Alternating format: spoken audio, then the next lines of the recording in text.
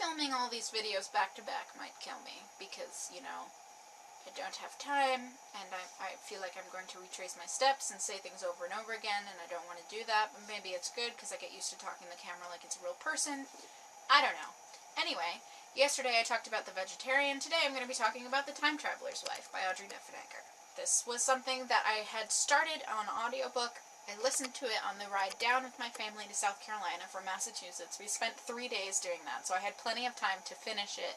And I think I got like 85–90% through, and then I couldn't listen to the last bit because it was so traumatic for me. I had to remind myself after the first day that I wasn't listening to real people telling me the story of their lives. I was listening to a book read by voice actors who did a very good job at what they were doing. That might be surprising because it's a book about a man who travels through time. And yet I was completely buying into the story. I believed these characters were real. On top of that, it's a story that jumps around in time, and even though that is an aspect of the time traveling thing, I think this can relate to real memories and the way that we remember things. They don't happen linearly. Time does. It happens chronologically, at least for us, maybe not for the characters in these novels, but the way that we remember things, important events, it scatters. There are gaps.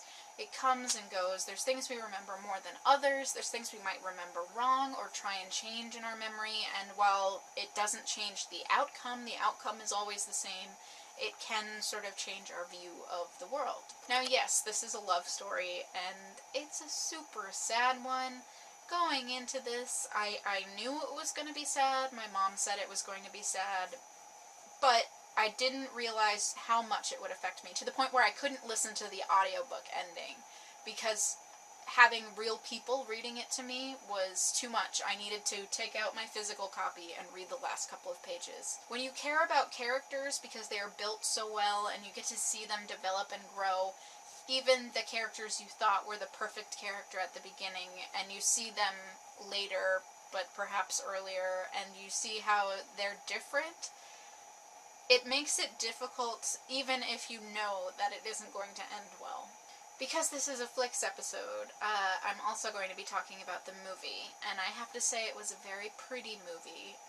I did enjoy it, but I think I liked the book better, which is always a good thing, and I always recommend reading the book as opposed to watching the film on its own, just because, as many people say, books go so much deeper, and I honestly felt the relationship made more sense in the book than it did in the movie, because you got to see it in a way that it felt real, whereas in the film it went a little too quickly, and that's often a problem I have with films, is that they don't have enough time and space to build everything as they should. They did hit all of the marks that the book did.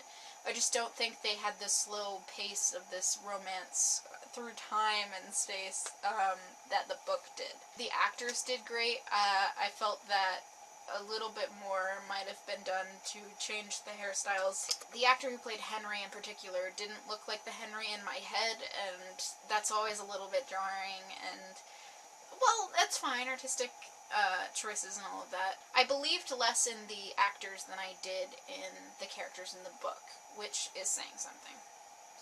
If I had to recommend a medium where actors were portraying these characters, I would definitely say the audiobook is your best bet, because I felt that they did a fantastic job. Generally, I'm more okay with jumping around in time when it's in film than I am with books, but like I said earlier, and the way that it has to do with memory and the way that we deal with that, I honestly feel like it was perfectly fine in the book.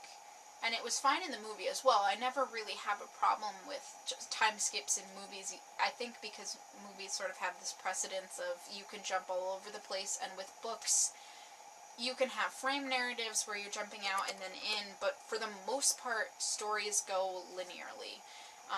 Either with the character, even if they're moving around in time, whereas this had the same two characters, but in different periods of time throughout it.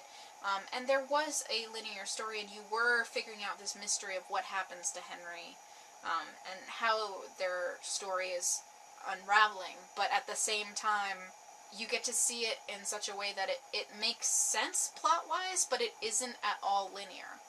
And I don't know if I'm portraying that right. And it was so expertly crafted that I'm surprised I hadn't read this sooner. It's definitely a book that has been on my radar, but it wasn't something that I picked up until recently. And that's maybe something that I should have done more quickly. So I'm saying to you, definitely pick it up. Really great book. It was an alright movie. It was a chick flick, a romance. If you're looking for something like P.S. I Love You, or one of those Nicholas Sparks movies, it's definitely along those lines. It seemed less literary and avant-garde than the book does, but it is by no means bad. It's just kind of a popcorn movie, if that makes sense. So, my camera just died for the second time tonight. I think it's tired of hearing me talk. I should probably wrap this up. TLDR, really great book, kind of okay movie, kind of a popcorn movie, great for girls' night. You're definitely gonna cry, though. Sad. Great book, always, for any time. You're definitely gonna cry, though. Sad. There we go. That's all I have for you guys. More stuff's coming out tomorrow. The wrap-up is happening tomorrow. That was the first video I filmed today. I'm just tired, guys. It's bedtime. I'm gonna go to bed. No, I'm not. I'm gonna edit 2 of these videos and then go to bed. Oh, somebody send me more time, please. Thank you. Bye.